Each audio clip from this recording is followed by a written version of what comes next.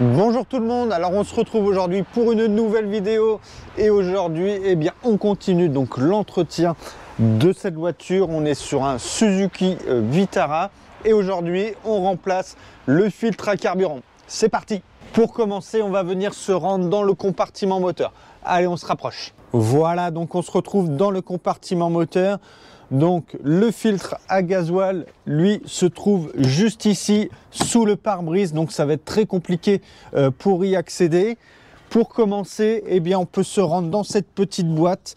Donc voilà, c'est la petite boîte à fusible. Et ça va nous permettre d'identifier donc le fusible de la pompe à gasoil. Donc on le retire, on démarre. Et en fait, on va venir vider donc le filtre à gasoil, ça va éviter qu'on en mette partout après. Allez, on passe à la suite. Alors comme je viens de le dire, le filtre à gasoil, lui, se trouve sous le pare-brise. Donc à ce niveau-là, juste en dessous, tout là-bas. Donc évidemment, je vous laisse imaginer qu'il n'est pas du tout accessible. Donc on va bien galérer. Allez, on attaque. Voilà, donc on va commencer déjà par venir faire un petit peu de place. On va enlever ça, on va le mettre de côté et maintenant on va venir se rapprocher du filtre. Voilà, donc on va commencer. Pour ça, on a une vis à démonter. Alors on se fait de la place avec les durites et je ne sais pas si on va la voir, elle est elle est à ce niveau-là. Donc c'est une empreinte de 10. On va venir le démonter.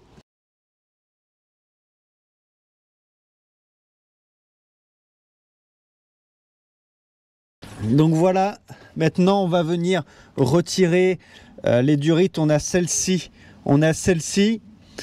et après on aura deux connectiques, une sur le dessus, une sur le dessous. Voilà, donc là j'ai retiré les durites. Ah non, il m'en reste une là à côté. J'ai retiré la durite du haut, j'ai retiré la connectique du haut et du bas. Donc là on peut le voir, il y a la connectique du bas. Bon là j'ai pas accès. Voilà, donc là je vais retirer celle-ci que j'ai oubliée. Malheureusement il y a très peu de place et pour pouvoir accéder je suis obligé de retirer la caméra parce que sinon je peux pas, j'ai pas du tout accès. Donc on va y aller par étapes. Je vais vous expliquer tout ce que je fais au fur et à mesure.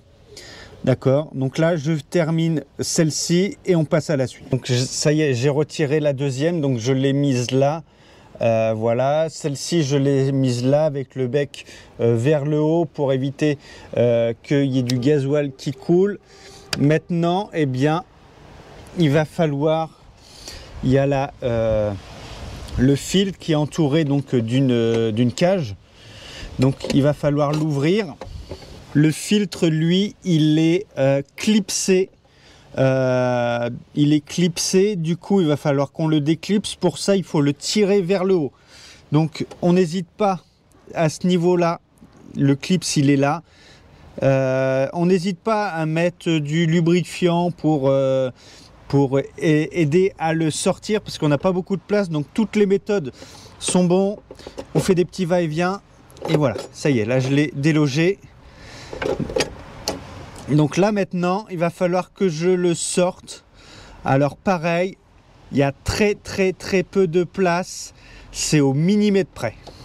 Donc là on se fait de la place avec les durites et on va venir le sortir. Donc c'est par là qu'il faut le sortir. J'ai essayé de l'autre côté mais ça ne passe pas. Du coup on essaye de le tourner pour qu'il n'y ait pas de fiche qui croche. Voilà, et là ça passe vraiment au millimètre. Voilà, donc là ça y est, je l'ai eu. Donc là on va pouvoir le mettre dans une bassine, on va venir l'ouvrir. Voilà un petit peu donc le filtre qu'on a démonté. Donc là on peut voir donc les deux fiches pour les deux durites et sur le dessus une connectique électrique. Et sous le dessous, la connectique électrique. Donc là, il va falloir qu'on démonte la bague qui se trouve ici. Donc pour ça, eh bien, on va venir le positionner dans un étau pour le bloquer. Donc on essaye de trouver le bon sens qui convient pour pas qu'il bouge. Voilà, une fois que c'est fait, eh bien, on va venir desserrer la bague. Donc système D, hein. Moi j'ai utilisé donc une pince à étau qui est assez grande et je vais venir le décoller parce qu'il est collé. Voilà, je l'ai eu. Et on va venir mettre par la suite le filtre dans la bassine à côté. Voilà, donc on finit de desserrer le couvercle. Et là, on récupère le filtre. On vide le carburant. Là, pour le dégrafer, on pousse. Voilà, donc celui-là, hop, poubelle. Maintenant, eh bien, on va déjà pouvoir nettoyer, dégraisser surtout. Donc on utilise nettoyant frein. Voilà. Voilà. Donc lui, il est tout propre, dégraissé. On va venir y ajouter le nouveau filtre. Donc voilà. On vient le positionner. Voilà. Donc là, on va le mettre de côté. Maintenant, eh bien, on va pouvoir récupérer donc le petit cercle et on va surtout enlever donc le joint qui se trouve juste ici. Donc voilà. Donc ça, on le met ensemble. On va venir pareil dégraisser intérieur, extérieur. Voilà. On va venir le sécher. Voilà. On prend donc le nouveau joint et on va le positionner là. Ok, on met de côté.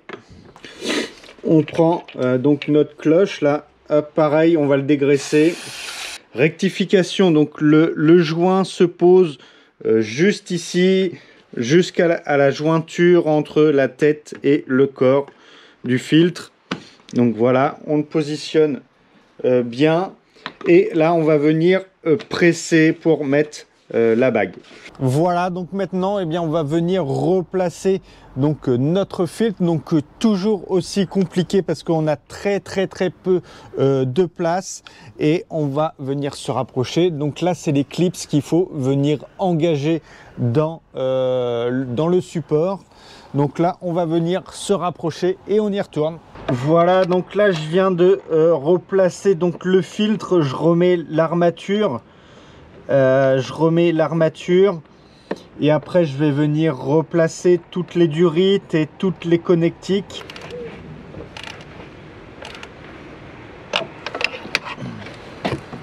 Voilà, donc ça y est, donc on a remis le filtre en place, donc on a reconnecté donc les deux durites. Donc c'est très simple, ça on peut pas se tromper. Ils n'ont pas forcément le même diamètre. Les fiches, c'est pareil, c'est pas tout à fait les mêmes, donc on peut pas se tromper. Maintenant, eh bien, on va venir redémarrer donc la voiture. Donc, pour amorcer la pompe, il y a plusieurs solutions. Ici, on n'a pas de poire, c'était la plus simple. On pompe jusqu'à temps que le carburant revienne dans le filtre. On a la pompe automatique, donc ça on espère qu'on a une pompe automatique et on va venir se rapprocher.